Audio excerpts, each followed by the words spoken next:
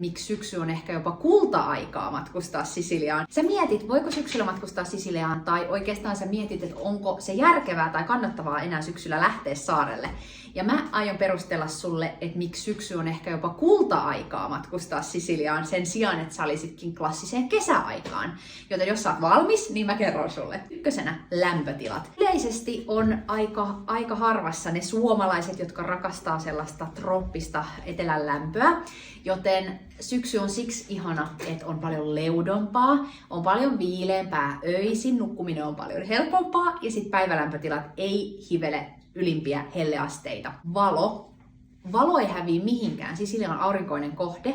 Totta kai lisääntyy sadepäivät syksyn myötä kohti talvea, mutta silti verrattuna Suomeen niin aurinko porottaa aika ihanasti. Eli jos kaipaat sellaista valoisuutta, niin siksikin kansi matkustaa. Eli lämpötila ja valo, eli säätilat. Toisena lennot. Nimittäin esimerkiksi just nyt, vielä syys-lokakuun, sun kansi mennä esimerkiksi katsoa Twin-lentoja. Nimittäin Twin lentää suoraan Helsingistä Kataniaan.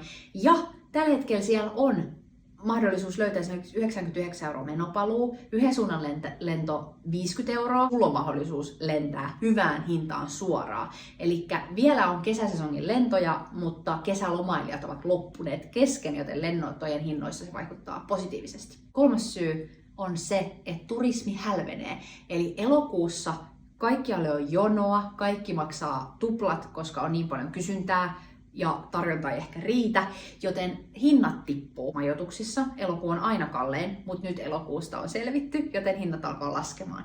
Sitten vuokra-auto. Vuokra-autokin on edullisempi syksyllä versus kesällä. Jonoa ei ole nimeksikään, eli sä pääset paljon vapaammin kiertelemään. Joten miksi sä et matkustaisi syksyllä Sisiliaan?